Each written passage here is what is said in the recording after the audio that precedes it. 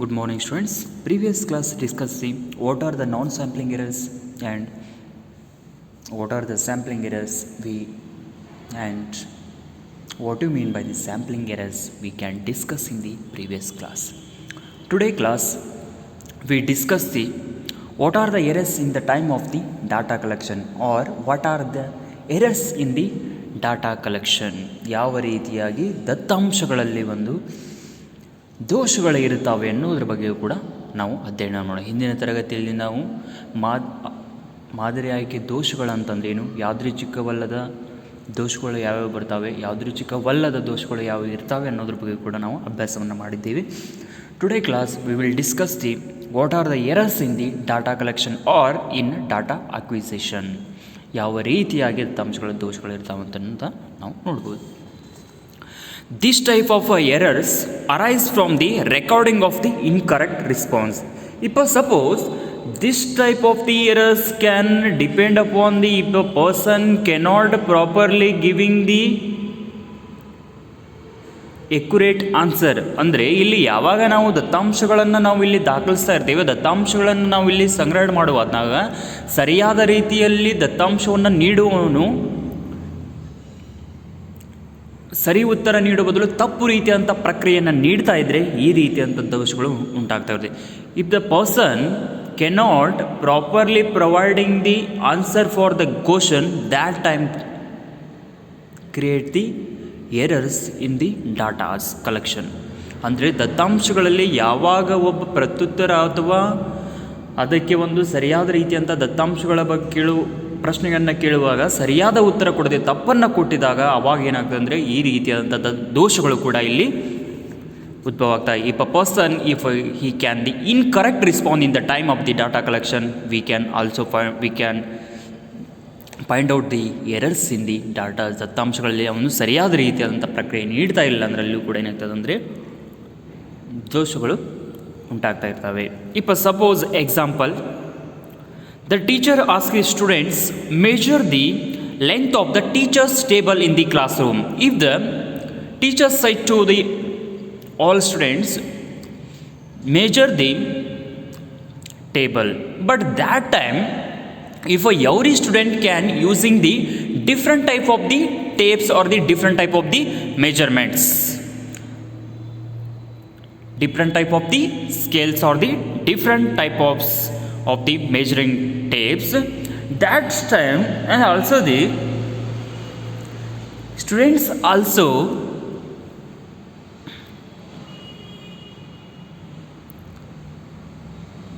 not take a very serious to the measure in the time of the measure of the table. ಅಂದರೆ ಇಲ್ಲಿ ತರಗತಿಯಲ್ಲಿರುವಂಥ ವಿದ್ಯಾರ್ಥಿಗಳು ಏನಂತಾರೆ, ಶಿಕ್ಷಕರು ಮೇಜಿನ ಉದ್ದವನ್ನು ಅಳ್ಳಿಕ್ಕೆ ಹೇಳ್ತಾರೆ.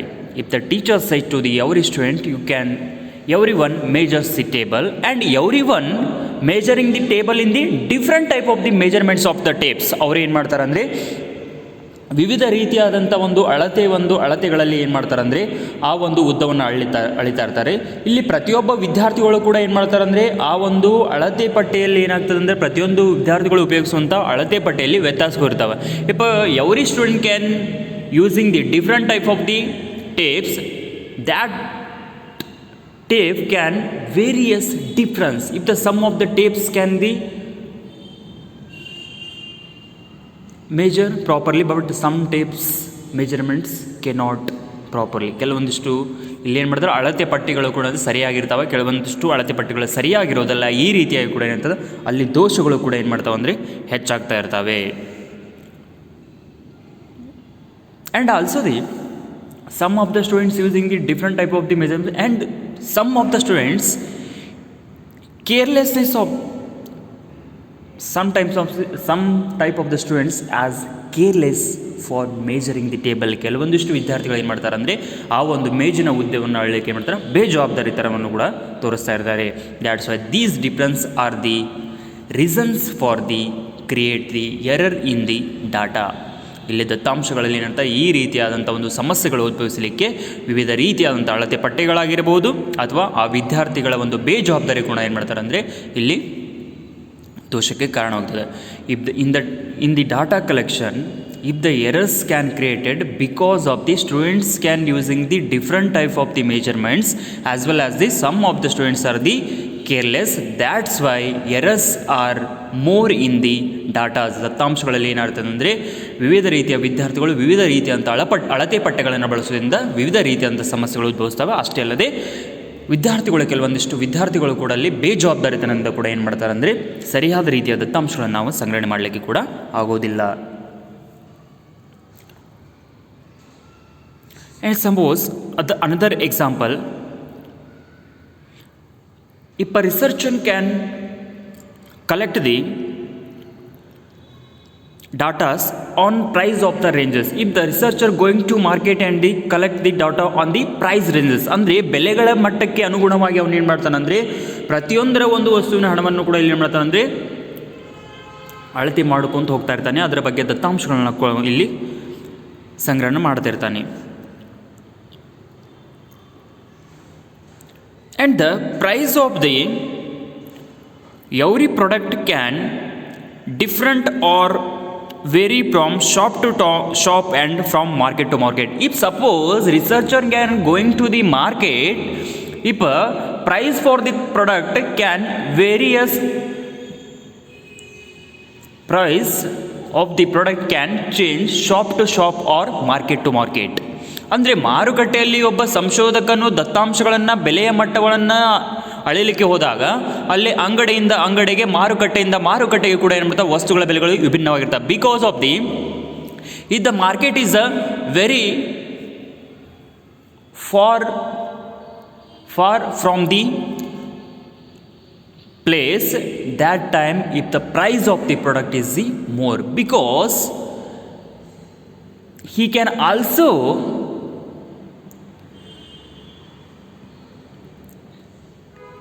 included his transportation charge in the price of the product. ಇಲ್ಲಿ ಒಂದು ಅಂಗಡಿ ಏನಾದರೂ ಒಂದು ಸ್ಥಳದಿಂದ ದೂರಿದೆ ಅಂತಂದರೆ ಅಲ್ಲಿ ಒಂದು ವಸ್ತುಗಳ ಬೆಲೆ ಏನಾಗ್ತಾ ಹೆಚ್ಚಿಗಿರುತ್ತೆ. ಯಾಕಂದರೆ ಅಲ್ಲಿ ಮಾರಾಟಗಾರನು ತನ್ನ ಒಂದು ಬಸ್ಸಿನ ಒಂದು ಅಥವಾ ಸಾರಿಗೆ ಒಂದು ವೆಚ್ಚವನ್ನು ಅಲ್ಲಿ ಕೂಡಿಸಿ ಏನು ಮಾಡ್ತಾನಂದರೆ ಆ ಒಂದು ವಸ್ತುವಿನ ಬೆಲೆಯನ್ನು ಏನು ಮಾಡ್ತಾನಂದರೆ ನಿಗದಿ ಮಾಡದಿರ್ತಾನೆ. ಅದಕ್ಕಾಗಿ ಏನಿರ್ತಾರೆ, if the price of the product can different from shop to shop and market to market in the economy, ಆರ್ಥಿಕತೆಯಲ್ಲಿ ಮಾರುಕಟ್ಟೆಯಿಂದ ಮಾರುಕಟ್ಟೆಗೆ ಅಂಗಡಿಯಿಂದ ಅಂಗಡಿಗೆ ಏನಾಗ್ತದೆ ಅಂದರೆ ವಸ್ತುಗಳ ಬೆಲೆಯಲ್ಲಿ ಕೂಡ ಏನಾಗ್ತದೆ ವಿಭಿನ್ನವಾಗಿರ್ತದೆ. and also the difference in the quality and quantity of the product also. If you suppose going to the shop and purchasing the good very minimum price, but that product quality is very low, that's why if the price of the product is depend on the price of the product, as well as the if the suppose consumer want product, if he going to the shop and purchasing the product, but quantity of the product also is a different from shop to shop. ಇಲ್ಲಿ ಅಂಗಡಿಯಿಂದ ಅಂಗಡಿಗೂ ಕೂಡ ಏನು ಮಾಡ್ತದೆ ಅಂದರೆ ಆ ವಸ್ತುವಿನ ಒಂದು ಗುಣಮಟ್ಟದ ಮೇಲೆಯೂ ಕೂಡ ಏನು ಮಾಡ್ತದೆ ಅಂದರೆ ಬದಲಾವಣೆ ಆಗ್ತದೆ. ಅಷ್ಟೇ ಅಲ್ಲದೆ ಆ ಒಂದು ಬೆಲೆಯೂ ಕೂಡ ಏನಾಗ್ತದೆ ಚೇಂಜ್ ಆಗ್ತಾ ಇರ್ತದೆ.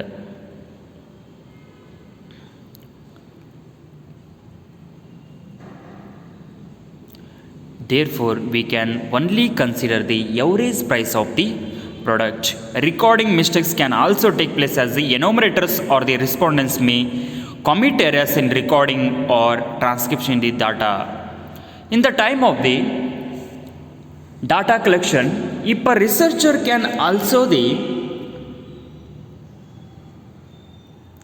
measuring the average price of the product, that time he can mention the price in the data survey book. He can also the write that price in the wrong way. ಅಂದರೆ ಒಬ್ಬ ವ್ಯಕ್ತಿ ಏನಾದರೂ ಅಥವಾ ಸಂಶೋಧಕನು ತಾನು ದತ್ತಾಂಶಗಳನ್ನು ದಾಖಲಿಸುವಾಗ ಅಥವಾ ನಕಲು ಮಾಡುವಾಗ ಏನು ಮಾಡ್ತಾರೆ ಕೆಲವೊಂದಿಷ್ಟು ತಪ್ಪುಗಳನ್ನು ಬರ್ತಾನೆ. ಇಪ್ಪ suppose example he or she can record the price in the survey book. It is 13 rupees, but he can or she can recording that to 31 rupees. That time also it is also the one of the error in the data collection. ಇಲ್ಲಿ ಸಂಶೋಧಕನು ಕೂಡ ಏನು ಮಾಡ್ತಾನಂದರೆ ಅವನು ಇಲ್ಲಿ 13 ಅಂತ 31 ಬರೆಯೋದ್ರ ಬದಲಾಗಿ ಏನು ಮಾಡ್ತಾನೆ 13 ರೂಪಾಯಿ ಅಂತ ಬರ್ತಾನೆ. If suppose researcher can also the lot of the errors can created because he can write the 31 rupees for the product price, but he can write the 13 rupees. That time also the error can create in the data collection. ಇಲ್ಲಿ ದತ್ತಾಂಶಗಳ ಸಂಗ್ರಹಣೆ ಮಾಡುವಾಗ ಏನಾಗ್ತದೆ ಅಂದರೆ ಅವನು ನಕಲು ಮಾಡುವಾಗ ಅಥವಾ ದಾಖಲಿಸುವಾಗ ಈ ರೀತಿ ತಪ್ಪುಗಳನ್ನು ಮಾಡಿದರೂ ಕೂಡ ಏನಾಗ್ತದೆ, ಇದು ಕೂಡ ದೋಷವೆಂದು ಪರಿಗಣನೆ ಆಗ್ತದೆ. Next we can study the census of India and the NSSO. ಭಾರತದ ಜನಗಣತಿ ಮತ್ತು NSSO ಅಂತ ಕರಿತೇವೆ. There are some agencies both at the national level and the state level collect to process and tabulate the statistical data. If our country census nothing but the survey, our country census we can collect from the various institutions. That institutions can work in the state level as well as the national level, and these agencies not only collecting the data, that data can submit to the government in the form of the tabulate to the government, and tabulate, if data can also tabulate and also analyze the data and submit to the government. ಇಲ್ಲಿ ಸರ್ಕಾರಕ್ಕೆ ಏನು ಮಾಡ್ತಾರೆ ಅಂದರೆ ನಮ್ಮ ರಾಷ್ಟ್ರದಲ್ಲಿರುವಂಥ ರಾಜ್ಯ ಮಟ್ಟದಲ್ಲಿ ಆಗಿರ್ಬೋದು ರಾಷ್ಟ್ರ ಮಟ್ಟದಲ್ಲಿ ಆಗಿರುವಂಥ ಒಂದು ಸಾಂಖ್ಯಿಕ ದತ್ತಾಂಶಗಳನ್ನು ಸಂಗ್ರಹಿಸುವಂಥ ಕೆಲವೊಂದಿಷ್ಟು ಸಂಘ ಸಂಸ್ಥೆಗಳಿದ್ದಾವೆ.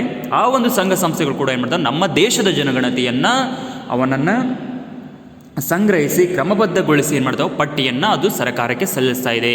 If the various type of the data collection institutions are establish in our country, that institution can working the state level as well as the national level. They are not only collecting data, processing and tabulate, and finally that institutions submit the report to the government of India. ಇದು ಭಾರತ ಸರ್ಕಾರಕ್ಕೆ ಏನು ಮಾಡ್ತಾವೆ ಅಂದರೆ ಈ ಎಲ್ಲ ಸಂಸ್ಥೆಗಳು ಕೂಡ ಏನು ಮಾಡ್ತಾವೆ ಅಂದರೆ ಇಲ್ಲಿ ಅವಕ್ಕೆ ಒಂದು ದತ್ತಾಂಶಗಳನ್ನ ಸಂಗ್ರಹಿಸಿ ಅವನನ್ನು ಕ್ರಮಬದ್ಧಗೊಳಿಸಿ ಅವನನ್ನು ಸರ್ಕಾರಕ್ಕೆ ಏನು ಮಾಡ್ತಾವೆ ಅಂದರೆ ವರದಿಯನ್ನು ಸಲ್ಲಿಸ್ತಾ ಇರ್ತವೆ. Some of the agencies at the national level or the census of the India, some of the agencies can collect the data in the national level in India. ನಮ್ಮ ಭಾರತ ದೇಶದಲ್ಲಿ ಕೂಡ ಏನು ಮಾಡ್ತಾರೆ ಅಂದರೆ ರಾಷ್ಟ್ರ ಮಟ್ಟದಲ್ಲಿ ಕೂಡ ಕೆಲವೊಂದಿಷ್ಟು ಸಂಸ್ಥೆಗಳು ಏನು ಮಾಡ್ತಾವೆ ಅಂದರೆ ದತ್ತಾಂಶಗಳನ್ನು ಕೂಡ ಸಂಗ್ರಹಣೆ ಮಾಡ್ತಾ ಇರ್ತವೆ. First one, national sample survey. It is also the national level data collection agency. ಇದು ಕೂಡ ಒಂದು ಏನಾಗ್ತದೆ ಅಂದರೆ ರಾಷ್ಟ್ರ ಮಟ್ಟದಲ್ಲೇ ದತ್ತಾಂಶಗಳನ್ನ ಸಂಗ್ರಹಿಸುವಂಥ ಒಂದು ಸಂಸ್ಥೆ, national sample survey. Next CSO, central statistics office. It is also the one of the national level collection of data agency. ರಾಷ್ಟ್ರ ಮಟ್ಟದಲ್ಲೇ ದತ್ತಾಂಶಗಳನ್ನ ಸಂಗ್ರಹಣೆ ಮಾಡುವಂಥ ಇನ್ನೊಂದು ಏಜೆನ್ಸಿ. ಆಮೇಲೆ register general of India. Next register general of India. It is also the national level agency. And Directorate General of Commercial Intelligence and the Statistics, Labor Bureau, etc. These are the national level agencies for census of India. ನಮ್ಮ ದೇಶದ ಒಂದು ಜನಗಣತಿಯನ್ನು ರಾಷ್ಟ್ರ ಮಟ್ಟದಲ್ಲೇ ಸಂಗ್ರಹಿಸಿ ಅವನ್ನು ಕ್ರಮಬದ್ಧಗೊಳಿಸುವಂಥ ಸಂಸ್ಥೆಗಳು ಯಾವುವು ಅಂತಂದರೆ ಇವನು ಯಾವುವು ಈಗ ಸದ್ಯ ಹೇಳಿದೆ, NSS ಆಗಿರ್ಬೋದು, CSO ಆಗಿರ್ಬೋದು, RGI ಆಗಿರ್ಬೋದು, DGCS ಆಗಿರ್ಬೋದು. ಈ ರೀತಿಯಾಗಿ ಕೂಡ ಏನು ಮಾಡ್ತವೆ, ಇವು ದೇಶದ ಒಂದು ಸಮಗ್ರವಾದಂಥ ಒಂದು ಜನಗಣತಿಯನ್ನು ತಯಾರಿಸ್ತವೆ. These institutions are the collecting or measuring the census of our country according to the government rules and regulation. ನಮ್ಮ ದೇಶದ ಒಂದು ಸರ್ಕಾರದ ಒಂದು ನೀತಿ ನಿಯಮಗಳಿಗೆ ಅನುಗುಣವಾಗಿ ಈ ಎಲ್ಲ ಸಂಸ್ಥೆಗಳು ರಾಷ್ಟ್ರ ಮಟ್ಟದಲ್ಲಿ ಏನು ಮಾಡ್ತಾವೆ ಅಂದರೆ ದತ್ತಾಂಶಗಳನ್ನು ಕೂಡ ಸಂಗ್ರಹಣೆ ಮಾಡ್ತಾ ಇರ್ತವೆ. The census of India provides the most complete and the continuous demographic record of the population. If the census of India nothing but it can be provide the almost all complete and continuous demographic record. Demographic record nothing but if the population can collect from the state, district, talukas and villages. That's why if the government of India provide the proper democratic pictures or the democratic datas can providing to the government of India. ನಮ್ಮ ದೇಶದ ಒಂದು ಸರ್ಕಾರಕ್ಕೂ ಕೂಡ ಏನು ಮಾಡ್ತಾರೆ ಅಂದರೆ ಜನಸಂಖ್ಯೆ ಸಂಪೂರ್ಣವಾದಂಥ ಒಂದು ನಿರಂತರವಾದಂಥ ಜನಸಂಖ್ಯೆಯನ್ನು ಕೂಡ ಇಲ್ಲಿ ಒದಗಿಸ್ತಾ ಇರ್ತಾರೆ. These institutions can every 10 year providing complete and the continuous demographic record to the our country. ನಮ್ಮ ದೇಶಕ್ಕೆ ಪ್ರತಿ 10 ವರ್ಷಕ್ಕೊಮ್ಮೆ ಆಗಿರಬಹುದು ಅಥವಾ ನಿರಂತರವಾಗಿ ಏನು ಮಾಡ್ತಾರೆ ಅಂದರೆ ಆ ಒಂದು ದತ್ತಾಂಶಗಳನ್ನು ಜನಸಂಖ್ಯೆಯನ್ನು ಏನು ಮಾಡ್ತಾರೆ ಅಂದರೆ ಮಾಹಿತಿಯನ್ನು ಒದಗಿಸ್ತಾ ಇರ್ತದೆ. The census is being regularly conducted every 10 years since 1881. First census of India started in the year 1881. Every 10 year we can collect the census of our country. ನಮ್ಮ ದೇಶದ ಒಂದು ಗಣತಿಯನ್ನು ಜನಗಣತಿಯನ್ನು ಏನು ಮಾಡ್ತೀವಿ ಅಂದರೆ 1881ರಲ್ಲಿ ಏನು ಮಾಡ್ತೀವಿ 81ರಿಂದ ಆರಂಭಿಸಿದ್ದೇವೆ. 1880ರಲ್ಲಿ ಮೊಟ್ಟ ಮೊದಲ ಬಾರಿಗೆ ಏನು ಮಾಡ್ತಾನೆ ಜನಗಣತಿಯನ್ನು ಆರಂಭಿಸಲಾಯಿತು. ಆ ಒಂದು 1881ರಿಂದ ಪ್ರತಿ 10 ವರ್ಷಕ್ಕೊಮ್ಮೆ ನಾವೇನು ಮಾಡ್ತೇವೆ ಅಂದರೆ ಜನಗಣತಿಯನ್ನು ಕೂಡ ನಡೆಸ್ತಾ ಇದ್ದೇವೆ. The first census after independence was conducted in year 1951. After the independence first regularly conducted the census in the year 1951. 1951ರಲ್ಲಿ ಸ್ವತಂತ್ರ ನಂತರ ಮೊಟ್ಟ ಮೊದಲ ಬಾರಿಗೆ ಏನು ಮಾಡಿದೆ ಅಂದರೆ ಜನಗಣತಿಯನ್ನು ಕೂಡ ನಾವು ಒದಗಿಸ್ತಾ ಇದ್ದೇವೆ. But before independence we can start in the year 1891 first census of India we can start. But after independence in the year 1951 we can start the or we can conduct the census in the year 1951. 1951ರಲ್ಲಿ ಸ್ವಾತಂತ್ರ್ಯದ ನಂತರ ಏನು ಮಾಡಿದ್ರು ಮೊದಲ ಜನಗಣತಿಯನ್ನು ಮಾಡಿದೆವು. 1880ರಲ್ಲಿ ಏನು ಮಾಡಿದ್ರು ಮೊಟ್ಟ ಮೊದಲು ನಮ್ಮ ದೇಶದಲ್ಲಿ ಜನಗಣತಿಯನ್ನು ಆರಂಭಿಸಲಾಯಿತು. And the census official collection for the on the various aspects of the population. If data are can collected the or the if the population can measuring the in the various indicators, various strategies, various aspects. ಇಲ್ಲಿ ದತ್ತಾಂಶಗಳನ್ನು ನಾವು ಏನು ಮಾಡ್ತೇವೆ ಅಂದರೆ ವಿವಿಧ ರೀತಿಯಾದಂಥ ಒಂದು ಕಾರ್ಯಕ್ಕೆ ಅನುಗುಣವಾಗಿ ವಿವಿಧ ರೀತಿಯಾದಂಥ ಅಂಶಗಳಿಗೆ ಅನುಗುಣವಾಗಿ ಏನು ಮಾಡ್ತೇವೆ ಸಂಗ್ರಹಣೆಯನ್ನು ಮಾಡ್ತಾ ಇರ್ತೇವೆ. ವಿವಿಧ ಆಯಾಮಗಳಿಂದ ಕೂಡ ಏನು ಮಾಡ್ತೀನಿ ಸಂಗ್ರಹಣೆಯನ್ನು ಮಾಡ್ತಾ ಇರ್ತೇವೆ. If the population are collected on the basis of the size, density, sex ratio, literacy, migration, rural and urban distribution etcetera. These are the aspects of the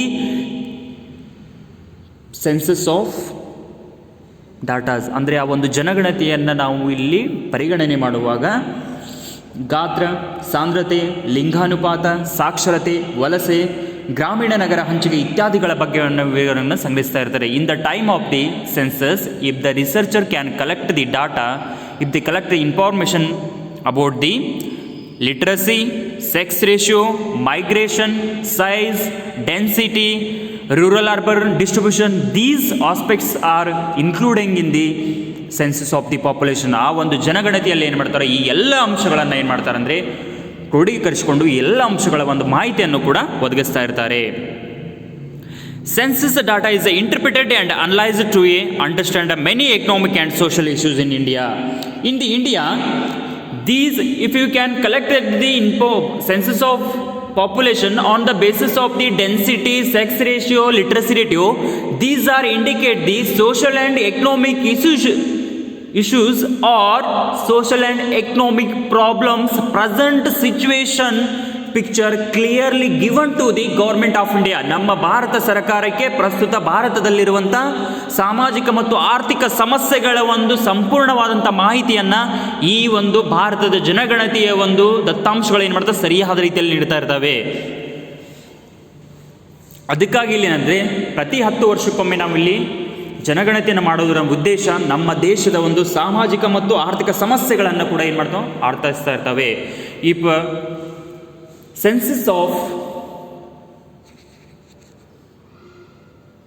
the census are indicate the social and economic problems can interpreted and analyze to our country. ನಮ್ಮ ದೇಶದ ಒಂದು ಆರ್ಥಿಕತೆಯನ್ನು ವಿಶ್ಲೇಷಣೆ ಮಾಡೋದಲ್ಲದೆ ಅದರ ಒಂದು ಅರ್ಥೈಸುವಂಥ ಕೆಲಸವನ್ನು ಕೂಡ ಏನು ಮಾಡ್ತಂದ್ರೆ ಈ ಒಂದು ಜನಗಣತಿ ಮಾಡ್ತದೆ. And the NSS was established by the government of India because of the conducted the nationwide surveys on the social and the economic issues. If the government of India can establish the nationwide survey on because of the find out the social and economic issues in the country, ನಮ್ಮ ದೇಶವು ಏನು ಮಾಡುತ್ತದೆ ಅಂದರೆ ಭಾರತ ಸರ್ಕಾರವು ದೇಶಾದ್ಯಂತ ಆರ್ಥಿಕ ಮತ್ತು ಸಾಮಾಜಿಕ ಸಮಸ್ಯೆಗಳನ್ನು ಕೈಗೊಳ್ಳಲು NSS ಅನ್ನು ಕೂಡ ಸ್ಥಾಪನೆ ಮಾಡಿದೆ. If the government of India can establish the National Sample Survey Organization because of the find out the social and the economic issues in our country, ನಮ್ಮ ದೇಶದಲ್ಲಿರುವಂಥ ಸಾಮಾಜಿಕ ಮತ್ತು ಆರ್ಥಿಕವಾದಂಥ ಸಮಸ್ಯೆಗಳನ್ನು ಗುರುತಿಸಲು ನಮ್ಮ ದೇಶವು NSS ಅನ್ನುವಂಥ ಒಂದು ಸಂಸ್ಥೆಯನ್ನು ಕೂಡ ಸ್ಥಾಪನೆ ಮಾಡಿತು. And the NSS does a continuous survey in the successive rounds. If the NSS can conduct the survey on the every year or the depend upon the situation of the economy, ನಮ್ಮ ದೇಶದ ಆರ್ಥಿಕತೆಗೆ ಅನುಗುಣವಾಗಿ ಅಥವಾ ನಿರಂತರವಾಗಿ ಕೂಡ ಇದೇನು ಮಾಡ್ತದೆ ಅಂದರೆ ದತ್ತಾಂಶಗಳನ್ನ ಸಂಗ್ರಹಣೆಯನ್ನು ಮಾಡ್ತಾ ಇರ್ತದೆ. And the data collected by the NSS are released through the reports and it quarterly generally Sarvekshana. If the NSSO can collect the data from various aspects according to the yearly or the depend upon the economic situation, and that report can released through the various reports or the various magazines, and it is a quarterly general Sarvekshana. The quarterly is nothing but the quarterly 3 months. Every 3 months NSSO can release the data through the various magazines or the government magazine ಸರ್ವೇಕ್ಷಣ ಇನ್ನು every quarterly ಪ್ರತಿ 3 ತಿಂಗಳಿಗೊಮ್ಮೆ ಏನಾಗ್ತದೆ ಅಂದರೆ ನಮ್ಮ ಒಂದು NSS ಸಂಗ್ರಹಿಸಿದ ಒಂದು ಮಾಹಿತಿಯನ್ನು ವರದಿ ಮುಖಾಂತರ ತನ್ನ ತ್ರೈಮಾಸಿಕ ಪತ್ರಿಕೆ ಆಗಿರುವಂಥ ಒಂದು ಸರ್ವೇಕ್ಷಣದಲ್ಲಿ ಕೂಡ ಏನು ಮಾಡ್ತದೆ ಅಂದರೆ ಅದು ಪ್ರಕಟಿಸ್ತಾ ಇದೆ. ಇದು ಸರ್ವೇಕ್ಷಣ it is the data report magazine for the NSS. ಇದು NSS ಒಂದು ದತ್ತಾಂಶಗಳನ್ನು ಒಂದು ಬಿಡುಗಡೆ ಮಾಡುವಂಥ ಪತ್ರಿಕೆ. ಈ ಒಂದು ಪತ್ರಿಕೆಯಲ್ಲಿ ಪ್ರತಿ 3 ತಿಂಗಳಿಗೊಮ್ಮೆ ಏನು ಮಾಡ್ತದೆ ಅಂದರೆ ಬಿಡುಗಡೆಯನ್ನು ಮಾಡ್ತದೆ. And NSSO provides the periodic estimates of the literacy, school enrollment, utilization of the educational services, employment, unemployment, manufacture and the servicing sector, enterprises, morbidity, maternity, child care, utilization of the public distribution system, etc. These sectors data can provide the according to the or every 3 months that institution can collect the data and release in the magazine of the Sarvekshana or the various type of the magazines. ವಿವಿಧ ರೀತಿಯಾದಂಥ ಪತ್ರಿಕೆಗಳಲ್ಲಿ ಕೂಡ ಏನು ಮಾಡ್ತದೆ ಅಂದರೆ NSS ಕೂಡ ಕಾಲಕ್ಕೆ ಅನುಗುಣವಾಗಿ ಏನು ಮಾಡ್ತದೆ ಅಂದರೆ ಸಾಕ್ಷರತೆ ಪ್ರಮಾಣದ್ದಾಗಿರ್ಬೋದು, ಶಾಲಾ ನೋಂದಣಿ ಆಗಿರ್ಬೋದು, ಶೈಕ್ಷಣಿಕ ಸೇವೆ ಉಪಯೋಗ ಆಗಿರ್ಬೋದು, ನಿರುದ್ಯೋಗ ಆಗಿರ್ಬೋದು, ಉದ್ಯೋಗ ಆಗಿರ್ಬೋದು, ತಯಾರಿಕೆ ಆಗಿರ್ಬೋದು, ಸೇವಾ ವಲಯಗಳ ಉದ್ಯಮಗಳಾಗಿರ್ಬೋದು, ಅದರ ಬಗ್ಗೆನೂ ಕೂಡ ಏನು ಮಾಡ್ತಾರೆ ಅಂದರೆ ಸರಿಯಾದ ರೀತಿಯಲ್ಲಿ ಕೂಡ ಏನು ಮಾಡ್ತಾರೆ ಅಂದರೆ ಮಾಹಿತಿಯನ್ನು ಕೂಡ ಒದಗಿಸ್ತಾ ಇರ್ತದೆ. And the NSS 16th round survey January to June 2004 was the morbidity and the health care. In the 16th round survey, NSSO can collect the data from the health care and the morbidity. Morbidity nothing but the who will not able to live in the world. ಅಂದರೆ ಯಾವ ಒಬ್ಬ ವ್ಯಕ್ತಿ ಅನಾರೋಗ್ಯದಿಂದ ಇರ್ತಾನೆ. If morbidity nothing but if a person suffering from the various disease or the various danger disease. ಅಂದರೆ ಇಲ್ಲಿ ಮೋರ್ಬಿಡಿಟಿ ಅಂದರೆ ಯಾವುದೋ ವ್ಯಕ್ತಿ ಏನು ಮಾಡ್ತಾನೆ ಅನಾರೋಗ್ಯದಿಂದ ಅಥವಾ ವಿವಿಧ ರೀತಿಯಾದಂಥ ಸಮಸ್ಯೆಗಳಿಂದ ಏನು ಮಾಡ್ತಾನೆ ಅಂದರೆ ಬಳಲ್ತಾ ಇರ್ತಾನೆ. ಅಂಥ ಒಂದು ಅನಾರೋಗ್ಯ ಮತ್ತು ಆರೋಗ್ಯವಂತ ವ್ಯಕ್ತಿಗಳ ಒಂದು ಸಂಗ್ರಹಣೆಯನ್ನು ಇದೇನು ಮಾಡ್ತಂದರೆ ತನ್ನ ಒಂದು 60ನೇ ಸುತ್ತಿನ ಸಮೀಕ್ಷೆಯಲ್ಲಿ ಏನು ಮಾಡ್ತದೆ ಅದಕ್ಕೆ ಒಂದು ಏನು ಮಾಡೋದು ಸಂಗ್ರಹಿಸಿದಂಥ ಒಂದು ದತ್ತಾಂಶಗಳನ್ನು ಕಲೆಕ್ಟ್ ಮಾಡ್ತು. In the 60th round survey, NSSO can collect the data on morbidity and the health care. How to the health care instruments can work in the people. How to the peoples can recover from their help. ಅವರ ಒಂದು ಆರೋಗ್ಯದಲ್ಲಿ ಯಾವ ರೀತಿಯಾಗಿ ಚೇತರಿಕೆ ಕಂಡಿದೆ, ಸುಧಾರಣೆಯಾಗಿದೆ ಅನ್ನೋದನ್ನು ಕೂಡ ಏನು ಮಾಡೋದಿದ್ದು 60ನೇ ಸಮೀಕ್ಷೆಯಲ್ಲಿ ಹೇಳಿತು.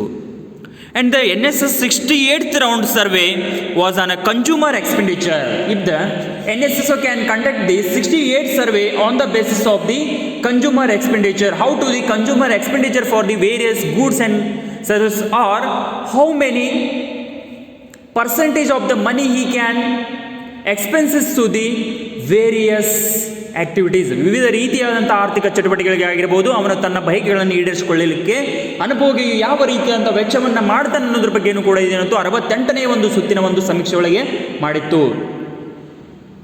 And also the NSSO collect the details of industrial activities and the retail price of the